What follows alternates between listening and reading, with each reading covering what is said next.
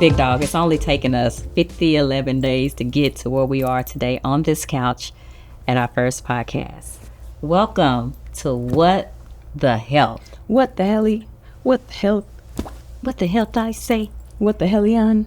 So, here we are. Let's get started. My name is Devon Ye. I am a licensed clinical social worker, supervisor, and I am going to be doing a lot of the mental health part of What the Health. Okay. I am Tara Robinson. I am the co-founder of Black Heart Association, and I will be speaking a lot about heart health.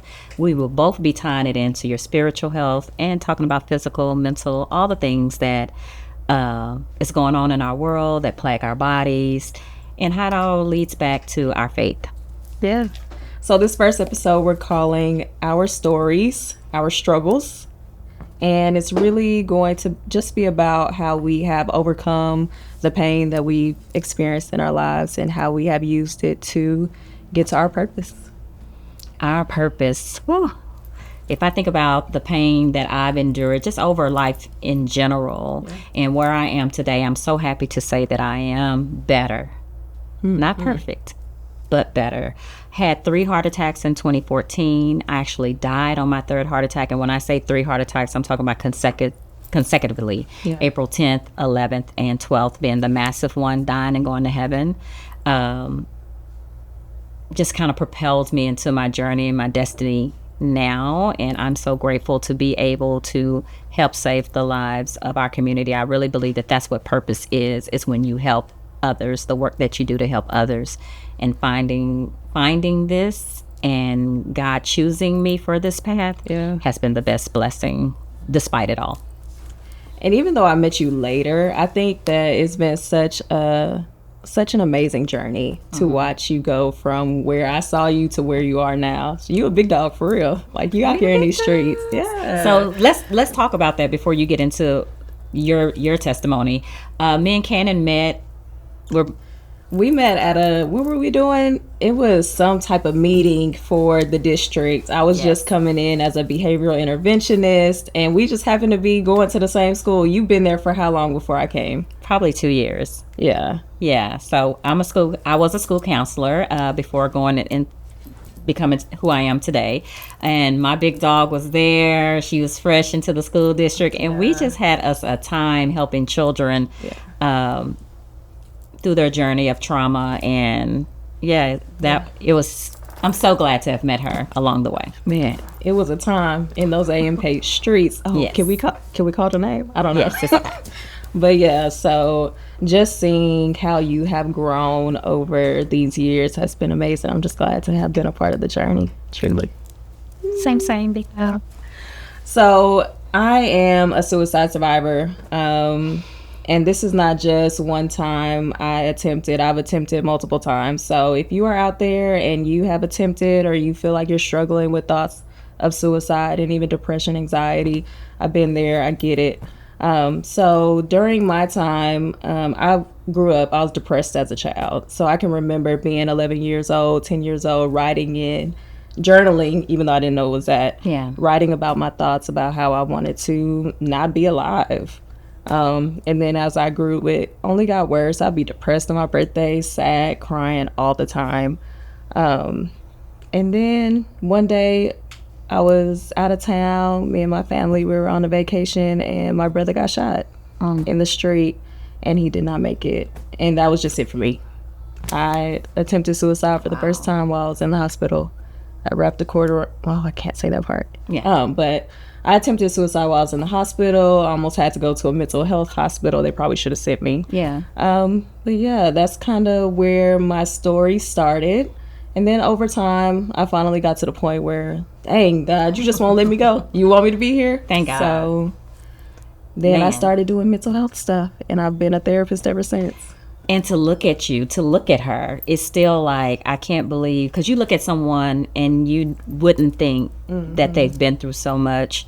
You wouldn't think that looking at you, beautiful as you are, inside and out, that you would attempt to take your life or not want to be here or suffer with depression, because we always do that, right? As people, we think if people smile, if they put put together, look good, that everything is okay. Yeah. And that's not always the case. Thank you for sharing your testimony. Again, with me, it always just blows my mind what God has done and how He has kept you. And now look at you. I don't know. My Here I dog is am. the big top dog counselor. Like, she's one of the best in the game, and I'm grateful that others get to experience you. It's been tough. I mean, really seeing people be depressed all the time, having anxiety all the time, it can be tough trying to help them in that space, because I've been there, so I know what they're going through.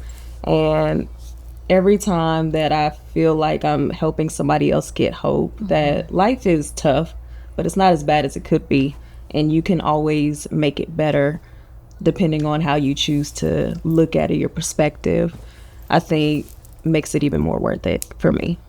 And I think that's what that's what you all will experience from both of us.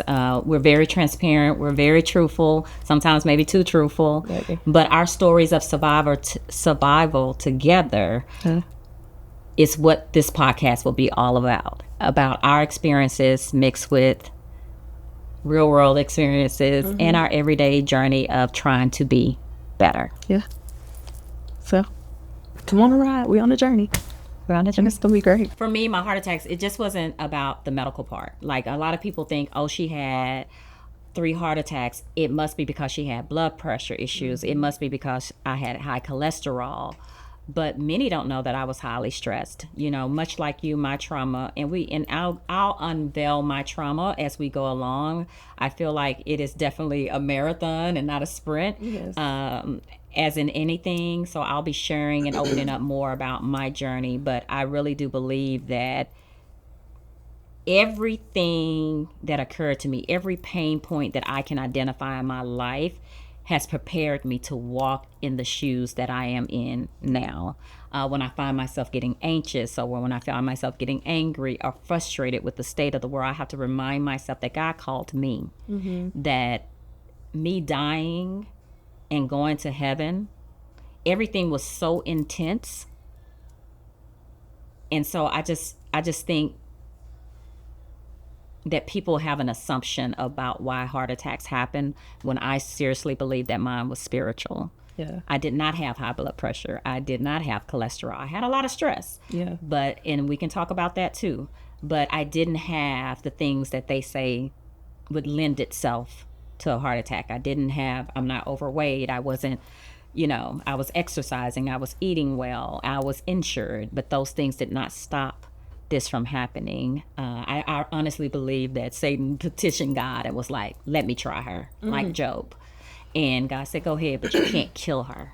And so today I'm so grateful that I get to say to somebody I meet out on the street serving as Black Heart, and say, you can make it, you can change, or whatever's plaguing you, it's going to be okay. And so that these things can lead to a heart attack, though. So stress can definitely lead to a heart attack.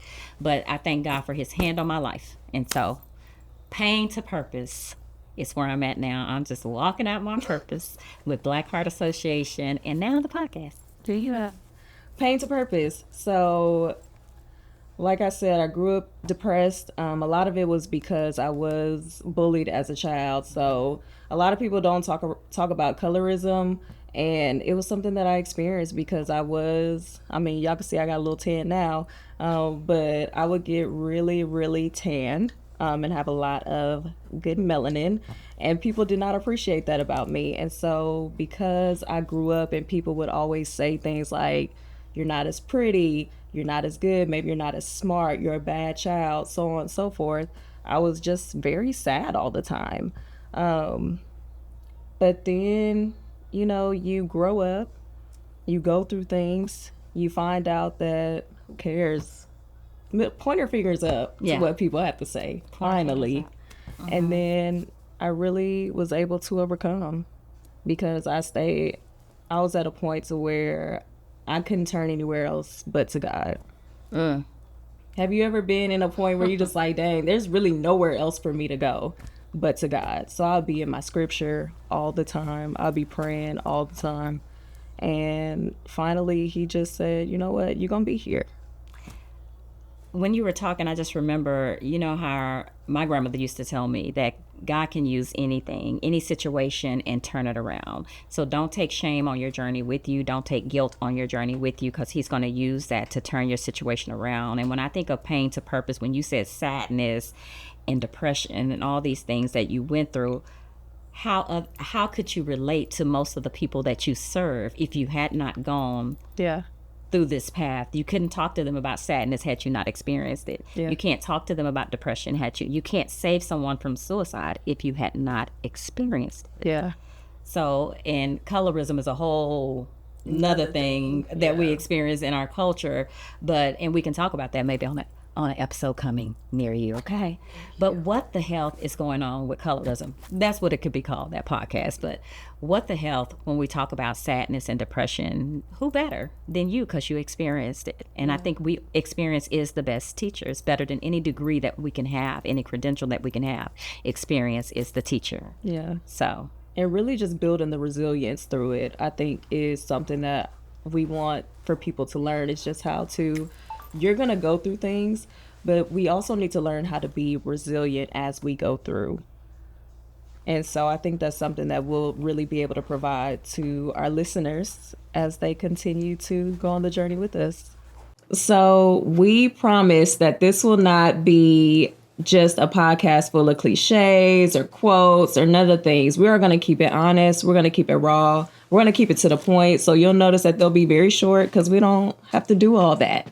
We can just say what we need to say and move forward. Some weeks we'll talk about health science. Some weeks we'll talk about the spiritual truths. Some weeks we'll talk about what nobody wants to talk about out loud. There's so many things people don't want to talk about out loud. Yeah. But we're going to talk about them. So there's that. So join us on the couch as we talk about what the health is happening in our world, in our homes, behind closed doors, in our families. Yeah. What the health in our communities. What the health. Your story is important. You are important. We love you. We care about you. And we hope that you were able to gain something from today. What the health? What the health?